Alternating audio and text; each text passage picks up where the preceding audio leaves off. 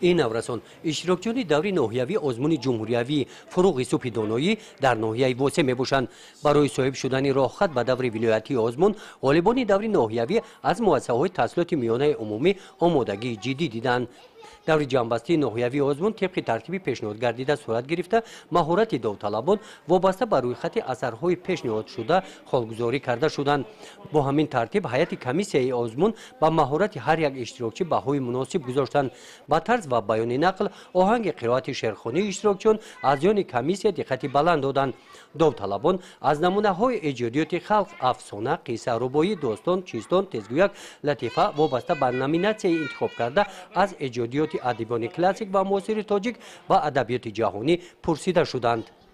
اون شخصیت هایی که مقدار زیادی کتاب ها رو خواندن و دانستن شعر و قرائت نمودن شعرها، بیان کردن معنی هر یک لغت گذشته رفتند.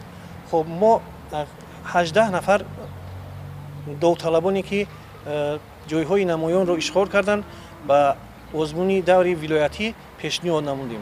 دوری ناحیوی آزمون جمهوریوی فروغ سپیدانویی در ناحیه واسه در 3 جماعت دهات جنبست کرده شده غالبان دوری ولایتی معین گردیدند. گزارش خواجه نظریف خدای نظر ظهوروف از ناحیه واسه برای برنامه اطلاعاتی نوید.